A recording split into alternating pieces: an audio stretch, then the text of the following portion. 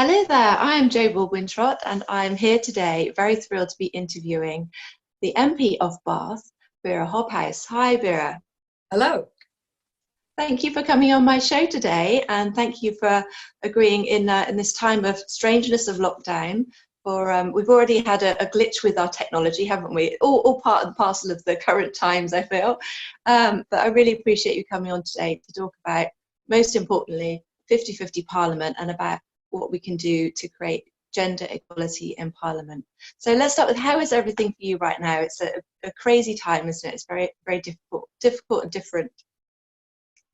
Yes, I think we all need to take care of how we manage the extra time we have, because suddenly, all the travel between meetings is no longer there. So you can easily Zoom from Zoom meeting to Zoom meeting. And actually, I think a lot of people are packing even more in than before. And I think it's important, first of all, for our mental health, but also for our physical health, to make sure we pace ourselves better. And I've been very poor at doing that, to be quite honest. Yeah, no, it's without the travel or anything else. It's just, yeah, absolutely. And before you know it, it's 3 o'clock and you've not eaten or drunk anything. I know the feelings. And how is Parliament running right now? And how are you managing your constituents and everything else you're doing right now? How are you getting on with it? So the time in Parliament is greatly reducted. So normally we have a 7 or 8 hour day, and that's the time for me to actually be in the House of Commons. And I take my role as parliamentarian quite seriously. That is what is ultimately what I have the power to do. I have the power to make decisions over legislation and put forward amendments or debate and hold the government to account. And often people forget that. They see you as elected in the constituency and they think I have got a lot of power about local decisions. I don't. And that brings in one of my big passions. I come from local government. I used to be a councillor for 10 years. And I really deplore that local government on the whole doesn't have a very prominent role in this country. People don't know the leader of the council in Bath, but they know me, which is very strange because our leader of the council has many more decision-making powers than I have. And people come to me and say, well, Wera, why is this, that, and the other? And I say, well, it's about the council. So we need to make sure that local government becomes a lot more in people's mind as where most of our democracies actually being delivered, certainly at local level. Yeah, it's a really great point. And I think it's not only is local council undervalued, but also the ability for people to step into local council is actually very straightforward. I stood for council in my local area last time, and actually it was very straightforward. And it felt fantastic to actually be sort of putting myself forward to be part of what's happening right on my doorstep. And especially at the moment, obviously, it's a really good time for people to really get involved with that, and also women. So obviously this is part of 50-50's message, is to encourage women to get involved in council now, not wait for the next parliamentary elections. Absolutely, and the barriers to entry are much lower there. People always think, oh, it's so difficult to get into it. Any political party will take you with open arms if you want to become active at the local level. And also, it's less scary.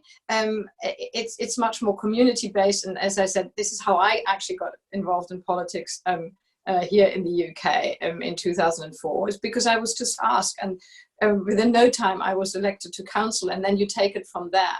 I found this a very, very useful way into politics. And also because then you knock on doors, you talk about just very local things, about the park bench or about parking outside schools. And, this is not big politics. It's about your community. You can talk about it easily. There's no fear that you don't have enough knowledge, because anybody can talk about their local communities. And I always say to people, don't be worried when you say, oh, I don't know how to have these sort of big debates and how to talk back, and let's see PMQs and big combative debates.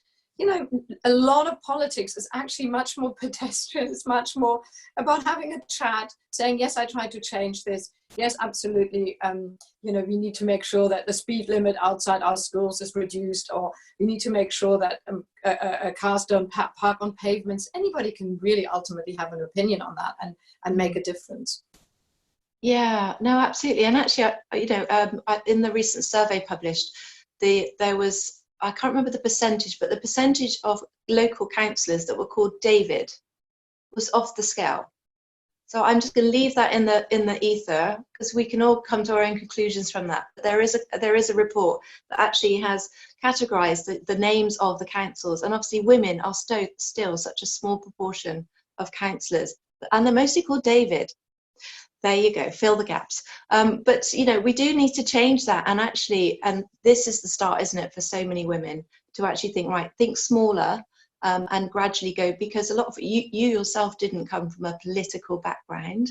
You studied art and history, didn't you? So you don't have to come from that political background to make those first steps. Absolutely. And politics is, after all, people always think politics is a sort of thing out there and I have nothing to do with it. Everything ultimately that determines our life is somewhat connected to politics. So the way our education is at school, the way, you know, my job, what I'm being paid, my health, and the, you know, the way I can access GPs and hospitals, but even the state of my health. Ultimately, all of these things are connected to politics, and people need to realize that if they want to really take control of their lives, or take back control, you know, it is about just understanding the simple connection that ultimately everything has to, in a bigger or smaller way, something to do with politics. And then really we should get involved, because that's how we shape our own lives. And starting a little bit in a less sort of scary environment, i.e. the local council, or just, you know, be a parish councillor. Start at this sort of relatively easy level where you know people, where it's not so hostile, where you can practice to raise your hand and say something about something that is very normal life stuff. I always think that is probably the easiest way in. I just wanted to say something about David, by the way. Interesting also that it is a very wide British name. We need to make sure that it's not just about 50-50 parliament with women, but we also include people from different backgrounds, not just white British backgrounds. Absolutely, yeah, no, for sure. And we, thankfully, at 50-50, we do attract everyone. We literally, it's very diverse, and that's very much at the forefront of our minds, for sure. Our team is very diverse, and that really helps too, I think. And our black female parliamentarians, I mean, they're all on the Labour bench currently, but also, you know, Layla comes from a different background, Mira comes from a different background. Those women, they knew how to overcome difficulties, and they are the most strident and, you know, very, very active and very, yeah, they know how to take on a fight. And in the end, a little bit about politics is about saying, all right, something is like this, we need to change that. It usually takes time, persistence, the ability to sort of stand your ground, and a lot of our ethnic minority women are very, very good at that. Yeah, well, I guess they've had to be, haven't they, in some ways? You know, unfortunately, that's what they've trained themselves to be that way, and that brings us on nicely to one of the issues we talked about before we came on to record, was that obviously there's a stigma and a kind of a mindset that women have about the amount of aggression and the harshness of politics, especially at your level, especially in the Commons, and obviously that's not easy to deal with if you're not used to it. But you've got some great advice to sort of help women sort of deal with that and move forward with that.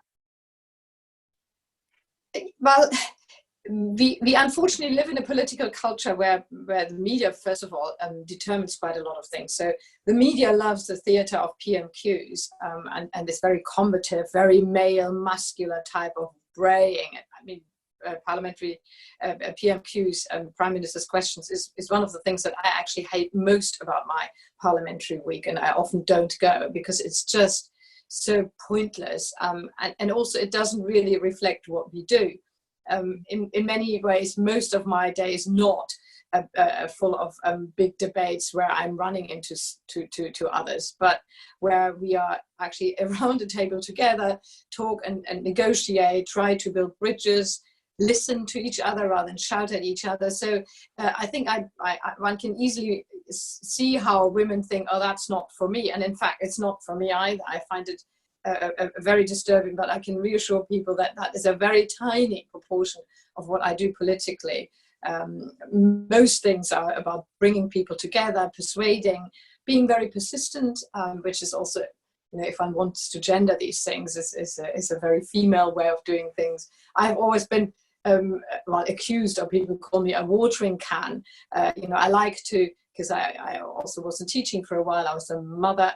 I like to nurture people, and I like to empower people. I like to say to people, come on, you can do this, or we can do that together.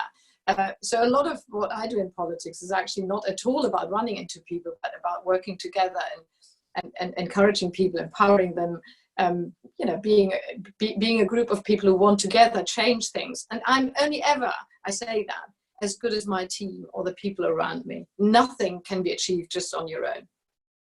Yeah, absolutely. And we're really seeing this kind of recognition at last for that different style of leadership.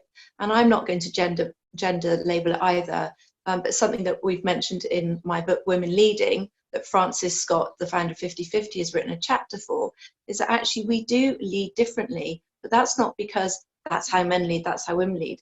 It's only because of what the training that we've had. And actually, you know, we can all lead differently, and we can all choose to lead more collaboratively. And we're really seeing that right now in this current situation, obviously, that the more collaborative and sort of compassionate leadership is really standing out as the leadership we want to engage with. And of course, not every woman is the same. I mean, there are some very combative women, and there's some very cooperative men. And I think the whole campaign is, of course, about the diversity. It's not just having a very one type person, but a range of people, which is then truly representative of actually the society we are. Yeah, absolutely. Because without that, you know, how can all these decisions be made with the right kind of consistency and consideration without us at the table? You started off by mentioning a figure, Wera, if we can bring it back to that your number. So in November last year, after 100 years of women being able to be in Parliament, your number of being a parliamentarian was what, sorry? So yes, on the celebration of 100 years of women in Parliament, all women parliamentarians were given the number that they were when they entered Parliament as a woman. And my number was 461. So I was the 461st woman ever to be elected into Parliament. I say it's probably, at that point, it was probably about 480 women.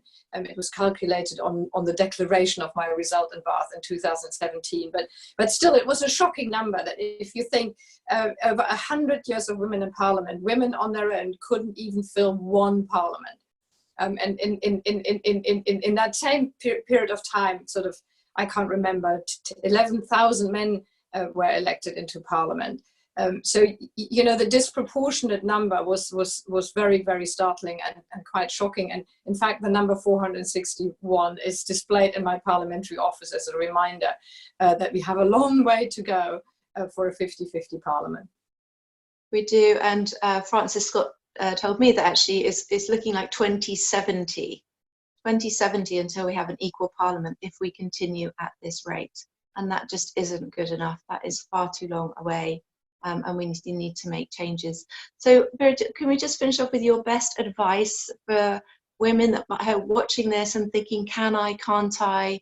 You know, because obviously I will come on to what 50-50 can offer, but just for you personally, what would be your best advice? About your own confidence, that you're absolutely qualified to do this with whatever you bring into the public sphere. Is a qualification. We need as many different types of people in in politics, and never fear that you're not good enough.